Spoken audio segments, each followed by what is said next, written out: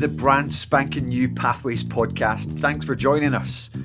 Pathways exists to help more people think about gospel ministry and to help more church leaders think about ministry training.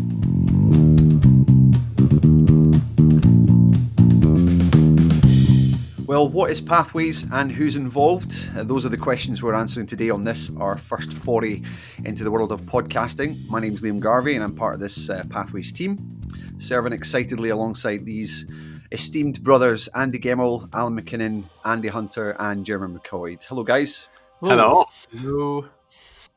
Well, today's plan is so simple, even we can't muck it up.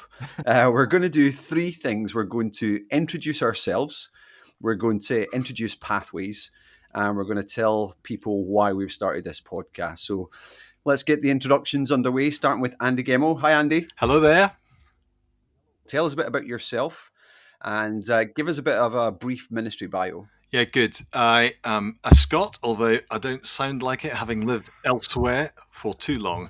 I'm married to Annie, who's a GP. We've got 2 grown-up children and a couple of dogs who you may just hear in the background. I worked as a doctor for a while, but I'm coming up now to nearly 30 years in church ministry, in which the biggest block of time was spent as pastor of an independent church in the Midlands in England, where we were quite actively involved in sending people into ministry in the UK and abroad. Back in Scotland now, and for the last 9 years, I've been working for the Cornhill Training Course in Glasgow. We help churches to train people to teach the Bible and also provide further theological training through our Pastors Training Course for people in ministry training roles in churches. So that's me. That's great. Thank you, Andy. And Alan, what about you? Hi, good to be with you. I'm Alan McKinnon and I'm married to Jackie. Jackie's been my partner in Christian ministry for many years. We've been 40 years married now.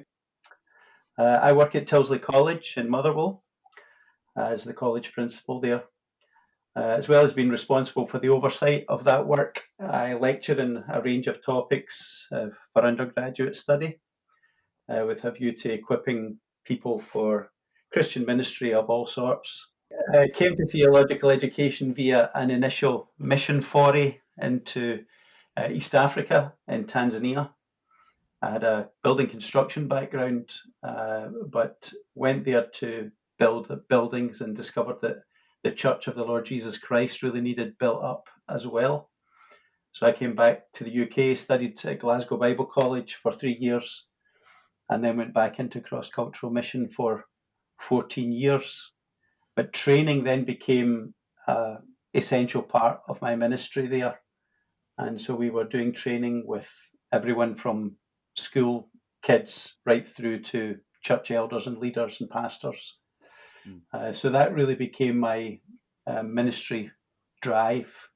And when we came back to the UK at the end of 2009, it was a natural fit for me to go into theological education here in the UK as we draw on our missions experience and as we draw on our theological education from the past to equip others for ministry. Jeremy, what's your story? Tell us a bit about your family.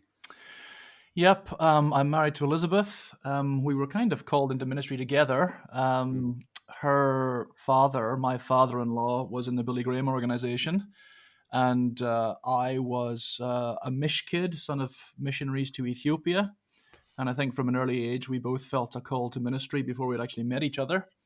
On the way there, we both did teacher training, so we both taught in secondary schools for a couple of years, but then ended up going to Moody Bible Institute in Chicago. We thought to prepare for mission work ourselves, but God changed our minds, took us to Trinity Divinity School, which was kind of where we got the Master of Divinity Classic Pastor's degree in America, and then came back here together. So right as of today, Liz is working with the Keswick Convention. She's the commissioning editor for Keswick, and I've just recently kind of become chairman of Keswick Ministries, so that's going to be another aspect of ministry that I have zero time for. But yes, keep him busy. Keep him busy. And you've only got the small responsibility of being lead pastor at Deeside Christian Fellowship up there as well. How long have you been there? Been there approaching 17 years now. The time really does fly. That's a weekly expository ministry. pastoral care, and the elders have very kindly allowed me to get into training. So I've kind of trained younger leaders, 20-somethings of the male persuasion, and there's been another lady who's been training 20-somethings of the female persuasion in the church. And that's part of what's got me more and more interested in the need to train younger leaders for the future and encourage as many people as possible into full-time or part-time gospel work.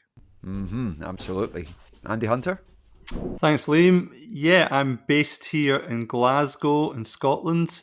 My current role is working for the Fellowship of Independent Evangelical Churches, FIEC. I work for them trying to support churches in Scotland and now across the north of England. That includes church planting, training, and general pastoral care. But I got into this role via local church ministry. For 9 years, I was a full-time teaching elder at a Brethren meeting here in Glasgow. Served happily there. Prior to that, did some training at Oak Hill College down in London. So at the current time, I'm married to Jessica. That's the current time, hopefully for many years to come, and have 3 children here staying at home at the moment. Well, I'm delighted to be part of the team too. My name's Liam. I'm married to Catherine, and we have 3 kids. Currently serve as one of the pastors at Charlotte Chapel in Edinburgh, with responsibility for preaching, discipleship, and ministry training. I've been there for 10 happy years, and before that served as pastor at St Andrew's Baptist Church. And one of the things I've done since arriving here is in Edinburgh is to dream up and set up a ministry training program to try and redress the need for pastors and other gospel workers in Scotland. It's actually been an ongoing passion for me since becoming a Christian, really, bizarrely. I remember from a very early point, literally within a 4-week period of coming to faith, I figured one of the best things I could possibly do with my life is do what the guy up front on Sunday mornings was doing. I had come to this point of believing the gospel myself after 19 years of not knowing it. Completely astonished that it had taken that long for me to find out about the death and resurrection of Jesus properly and what it meant. And so with a heart to try and tell as many people as possible, I figured the best thing to do is to try and tell as many other people as possible to tell as many people as possible. And the Lord, by his grace, kind of worked a bit of a multiplication mindset into me from the off. But obviously, I didn't go into ministry after just 4 weeks. Took some time to be discipled at my home church in Central Baptist Church in Dundee, well cared for there by some dear brothers and sisters and encouraged into ministry, and have been in ministry for around 15 years and loving it. Well, those are the introductions, and I guess the main thing, now that you know who we are, is to ask the next question: what is Pathways for? Well, like I said in the intro, Pathways exists for 2 reasons. 1, to help more people think about gospel ministry, and 2, to help more church leaders think about ministry training. The conviction behind number 1 is that we live in a land that is lost. People are careering towards an eternal hell, and they need the gospel of our Lord Jesus Christ. So we need more gospel workers, as the scriptures say, Matthew 9:38 and so on. We need more gospel workers in the harvest field doing the work of ministry, serving the churches, and equipping the saints for ministry. As things stand, we believe there aren't enough people thinking along those lines. Ministry seems to be something for somebody else, not for themselves. But we want people who have never considered vocational gospel ministry to at least give it a thought. And Andy Gemmell is going to pick up on that in a second. But we also want to help people who are considering it and to help them map out a route into ministry that makes it easier for people to get into ministry. The conviction that lies behind our second aim of helping more church leaders think about ministry training is that local churches train up gospel workers, from everyday discipleship in local churches to focused leadership development within local churches to training and sending those people out to serve other churches or to start new ones. The problem we've identified is that not enough churches are involved in either the leadership development stage or the ministry training stage. And we need all hands on deck, everybody involved, to redress the scarcity of workers in Scotland and to get the gospel out there. Andy Gemmell, help us think about this a little bit more. Yeah, okay. We want to help people think actively, really proactively, about what part they might be able to play in the work of the gospel. The age that we're living in is not a purposeless age. Jesus has died and is risen and now sits in the place of highest authority and is actively now, every day, bringing mercy to the world through the advance of the gospel before he comes again. And as Christians and churches, we're privileged to be involved in the business of proclaiming the gospel and building the church. Wonderfully, within that, the Lord has made us really differently as individuals. We've all got different abilities and a whole range of personalities and aptitudes and things we really love and things we really hate. And we're in the business of working together as teams of people to use all that stuff for the advance of the gospel. However, and here's the issue, I think, it's not always easy to keep the gospel centeredness of this age in sharp focus. And it's really easy as life goes along just to drift into the next thing, get the education, get the job, get married, raise the children, and never really consider actively what we could do for the gospel, given its importance. So what we're wanting to do through Pathways is to give people opportunity to ask this question in a really focused way. What can I do as the person God has made me, with the gifts he's given me, to serve his gospel in the world? The person God has made me, what can I do? Now, of course, the answers to that question are going to be as different as people are different, but it's just really easy to drift through life never really asking that question. And Pathways is trying to get that question right to the forefront of people's minds and to keep it there.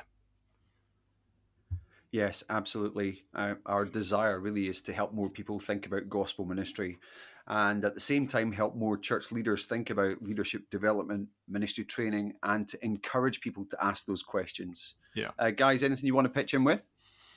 Yeah, I think it's just a really helpful point to make, isn't it? To take stock at times in your life, to think about what God might be calling you to do or new ways that you could be serving the Lord. Because as Andy says, you can often kind of drift through life, you can have vague thoughts. My own experience was I got to about 30 years old. I was working in local government. I had a house, started a family, had our first child, but I was taken out for lunch by a friend who challenged me, asked me why I was doing the job I was doing, what was on my heart, what my passions were, and really gave me a kind of push to think about full-time vocational Christian ministry. Now, of course, he wasn't omniscient. He was just asking the question. That might have not been the right way for me to go. I needed to go through a fair bit of process after that and talking to other people and speaking to our elders and so on and so forth. But it was really helpful just to have that moment to stop and to say, you know, life is short. And if God is calling me and it would be right and useful for me to serve God in a more full-time way, then I don't want to just let the next 10 years slip by. Yeah, just to piggyback on that, that's really helpful, Andy. I remember listening to a song by a guy called Keith Green. Some of you may have heard of him. I was brought up on Keith Green's music. And I remember him putting in a song the lyrics of, has there been a date in your diary when you said to God, I am not going to go into full-time Christian ministry? We often see it totally the other way around, as though there's kind of this weird small group of people who are called to serve God full-time or part-time. And the rest of us, we get on with normal life. And actually, we are all called into gospel ministry. Whether it's paid or not is a separate issue. We're all called into gospel ministry. And I think every Christian growing up in an evangelical church, every Christian at some stage needs to ask the question, every single last one, is God calling me into some kind of full-time ministry? And if he's not, that's fine. We're not all called to do it. but I need to at least ask the question. And the problem is, too few people are even asking the question. When our young people are filling out their university forms, the thought of Bible college, the thought of could I be a pastor one day, isn't even there for those Yeah. who are committed Christians and could do a really useful job. And I think sometimes there's also an unreal expectation that, you know, you've got to be some kind of super saint to make it into the ministry. And I know today, after being in the ministry for many years, I'm no super saint. And I still struggle with it all. I know you'll all think I am a super saint, but really I'm not. And you know, I still have my same sins, the same struggles I had before I came into the ministry.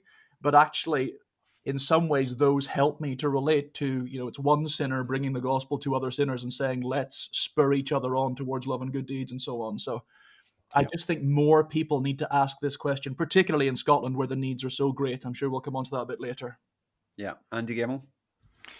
Yeah, just to throw in again, it's very easy, isn't it, to think of ministry as being a kind of binary thing. You're either a ministry person or you're not a ministry person, and that I think is why the question, you know, what can I do as the person God has made me Mm-hmm. with the gifts God has given me? God has not given us all the same stuff, Yeah. but He does want us to use it for Him, and that's actually a liberating question because it means that nobody has to be like everybody else.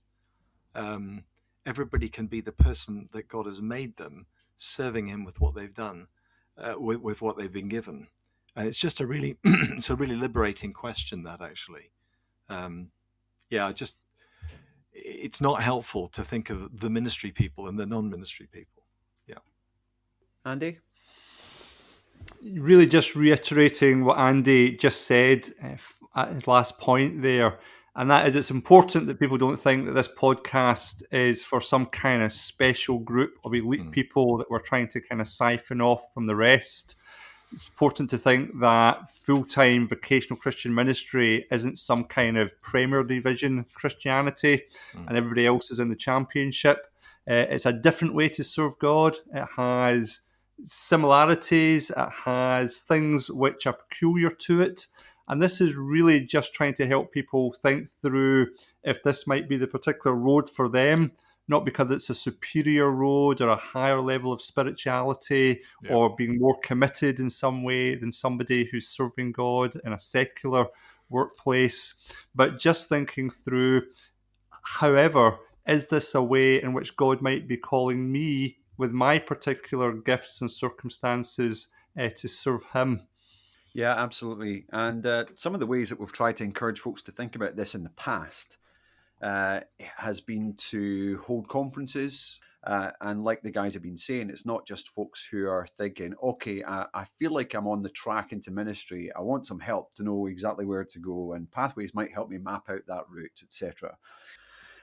But we've also had a few leaders' breakfasts as well, which have been really, really helpful for us, haven't they, guys? They've been opportunities to sit with guys across Scotland in these different regions and talk about what their heartbeat is for ministry. And it's encouraging, isn't it, to hear from them that they are similarly inclined. So it isn't just a bunch of guys with a one-off idea to try and get people fired up. This is us just really piggybacking on what church leaders in Scotland themselves are longing for.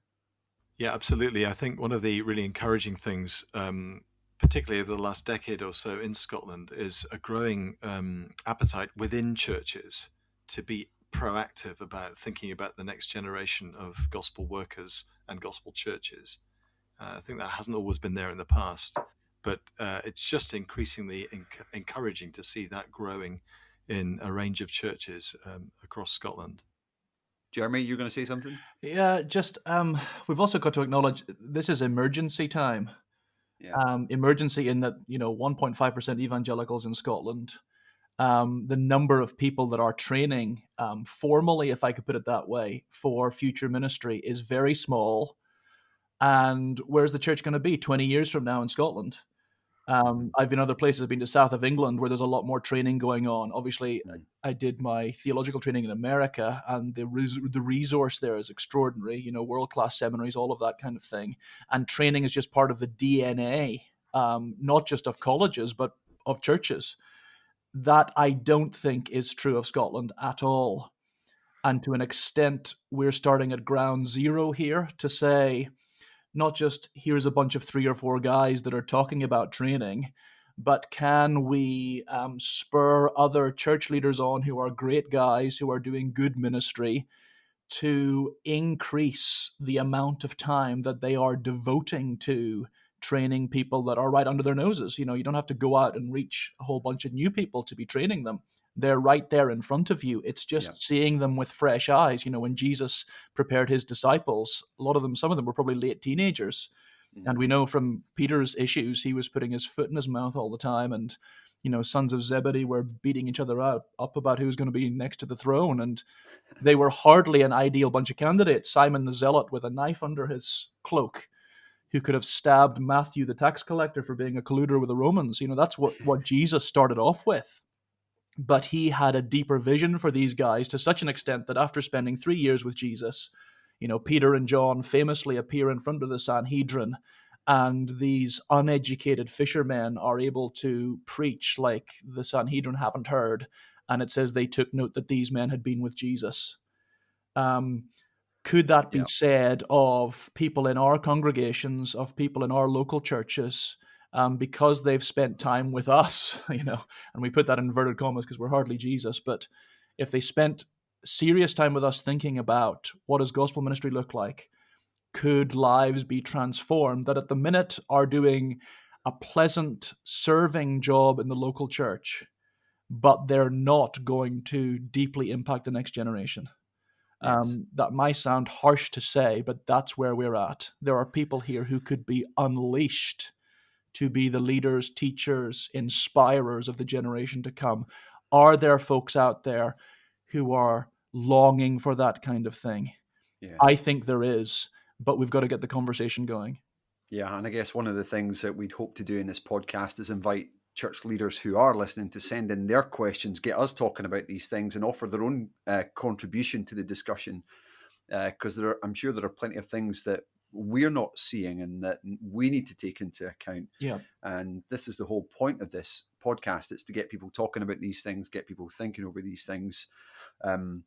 Yes, to make sure that we clarify exactly what we're talking about when we're talking about gospel ministry. It is for everybody who's a believer.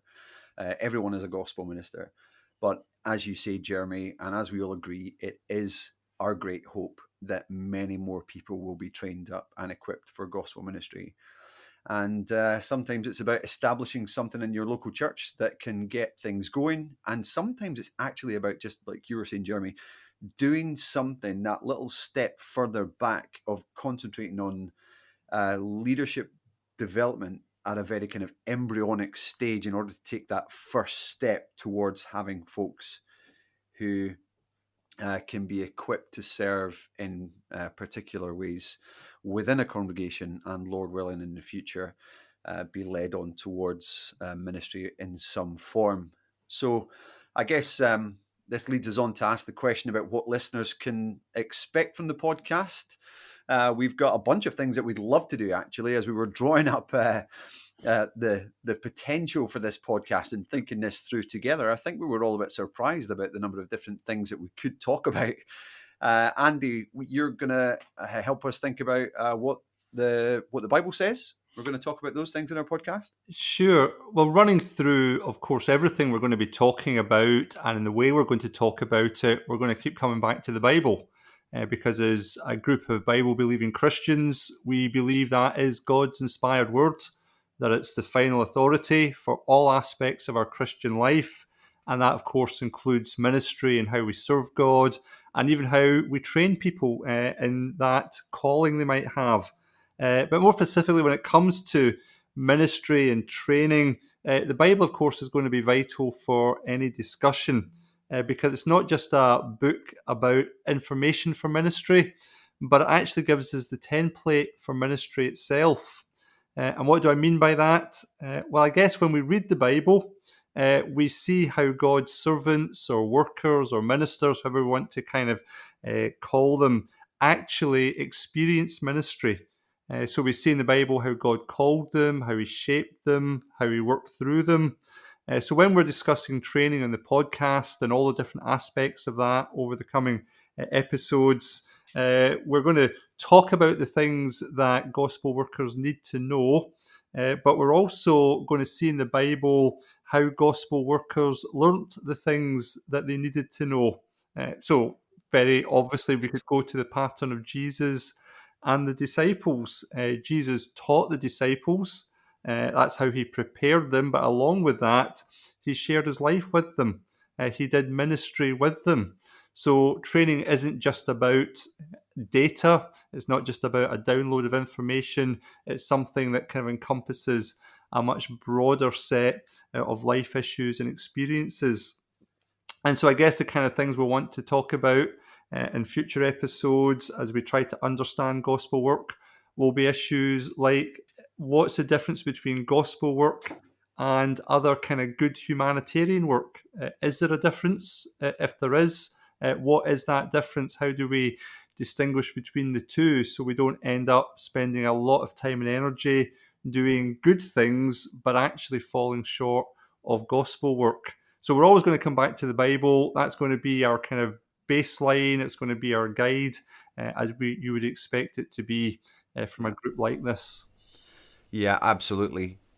And the second thing we can look forward to in this podcast is a whole range of topical discussions. We know there are lots of questions out there. There are questions that we've got. There are debates that we want to have. We want to bring other people into these. We want to discuss everything from questions like, what does a pastor do anyway? What are the qualifications for ministry? We want to ask questions like, if everyone's a gospel worker, why do we need pastors? We want to ask questions like, is theological education a goner? We'll explore the necessity of it. One that we really enjoy is, what is a call to ministry? What should that look like? Have we over-spiritualized it? Or should we just do anything else until that point when we realise I could do nothing but ministry? Another question, why is it so blooming expensive? We need to explore finances in ministry training and find out ways that we can serve brothers and sisters out there, show them pathways into ministry and help them figure out how to build a budget, how to raise funds. We want to ask other questions in relation to theology, of course, piggybacking on our Bible discussions, to look at things like the importance of training in the track that best fits one's theological convictions. So, does ecclesiology matter anymore? The bottom line is, in relation to topics, we are not going to be short of things to discuss and even just debate a wee bit, just for a bit of fun. And Jeremy, we're also going to be talking to some guests. Why would we want to do that? Because there are some interesting people out there. I think obviously for a lot of folks, even some who have a desire to train in their local church, it's a new concept in Scotland. The traditional concept of the parish minister has been, I spend my time preparing my messages and then I go out and visit people pastorally in hospitals or in their homes, both of which are obviously very good and biblical things to do. But there aren't many who are saying a certain portion of my time now needs to be devoted as a pastor, a minister, or a church leader to training those, to bringing people under my wing. And I think that's part of the problem. We want to say to very humble pastors and ministers who are doing a great job, don't feel you have nothing to offer. You have loads to offer to the next generation, passing on what God has taught you to them. But sometimes that needs to be envisioned. You need to see that by hearing others talk about it. Yeah. And if we can get a group of church leaders together, thinking through and talking through, here's how I did a basic training program in my church. Here's how I mentored an individual who has since gone on to become a youth pastor or a children's worker or something like that. Then ideas spark ideas. Yes. And if you like, the whole church is called to, spur one another on towards love and good deeds. In a sense, take that verse, Hebrews 10, and say, right, we are church leaders getting together, church leaders of all shapes and sizes as well. This can start anywhere. Yeah. And it's let's spur church leaders on to give ideas of how, in a very simple way, they can get something off the ground that is more than just expository ministry on a Sunday and visiting the congregation. That is preparing for the next generation. And it can simply be getting a good discipleship book and so on, and talking with somebody about that. Lots of ideas. But I would also love to hear ideas that pastors and leaders around Scotland are having that I haven't even thought of yet. Can we be a sounding board for each other? Can we get a conversation going so that this just becomes part of the warp and woof of church life in Scotland? Yeah, Is that making sense? absolutely. Excellent. And Andy, Guillermo, we want to talk to folks at the coalface of theological education and ministry training as well. What are we going to do there? Well, I think it's fair to say that historically speaking, in this country, talking about the UK in general, there's been a huge chasm between theological training and the work of the gospel in the churches. So if you asked any minister, where did you train? They would almost always say in this or that institution, which is not in a church setting. Ask any church member, where do we train people as a church? They wouldn't even think of saying, well, we train people for ministry in this church. And by the way, we get help from other people as well. Yes. And that gap between the training and the congregations has had a number of very negative consequences. Let me focus just on two for a second. Historically, we've had people who ended up in ministry roles who, because they themselves hadn't been actively tested in a church setting, were not actually very well suited for the role they found themselves in. And perhaps even more significant than that, because training has been viewed as something that happened elsewhere outside the congregations, there have been a whole stack of churches, good-hearted places, where people of all sorts were not really actively equipped to do the work of ministry together. Yeah. And in which that question we mentioned earlier, what can I do as the person God has given me, made me, and with the gifts God has given me? That question was never really asked of members of the congregation. So why do we want to talk to people at the coalface of theological education? Because there is now beginning to be a growing range of training options for people heading for vocational ministry, in which there is a somewhat better join up between the training out there and the work of ministry in the churches. Yeah. Of course, one size doesn't fit all. People's circumstances in life are different, their goals are different, their aptitudes are different, and so on. So it's good for people to be able to explore the different options out there as they're beginning to think about how they can be best equipped for ministry. Yeah, absolutely. And the fifth and final thing we want this podcast to provide is some interviews with authors who've written on the subject of ministry training as well. We want to draw from the well of those who've dug down deep into this whole topic, to learn from what their study, what the Bible teaches, what church history reveals, to talk about what's happening today, even across the world, and the kind of challenges that we face, so that we in Scotland can learn from what others are doing and see how we can either start or improve on the ministry training that we're providing.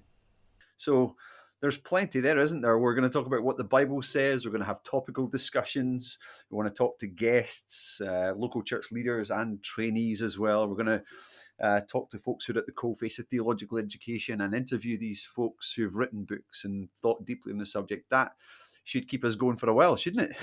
And of course, we need to put together our fantasy football team as well. I'm disgusted already that Andy Hunter has suggested that the championship is a lower kind of football. The championship is glorious, Andy. I think you need to repent before the heavens for something. Do you have anything to say for yourself, man? Well, what can I say? Yeah, I'll have to think through my analogies. Obviously, I've touched a nerve there. Yeah. Well, folks, we are going to have to leave it there for today anyway. We're really thankful that you took the time to have a listen to this. Go ahead and subscribe to the podcast on Apple or Google or Spotify or whatever else this thing ends up on. You can follow us on Twitter, Facebook, and Instagram and all the usual stuff. We have this old thing called a website as well, www.thepathwaysnetwork.uk. There's some information there. We're going to be updating that more and more in the months to come. And especially, can I say, if there are any questions that you'd love to throw at the team, any topics you would love to hear us discuss, We'd love to hear them. We'll try and answer some questions in each episode. Maybe even do a whole episode on one of the questions. The way to do that is submit your form through the contact form on the website. Until then, keep praying that the Lord of the Harvest would send out more workers into the harvest fields. Thanks, guys. Bye. Bye now. Take care.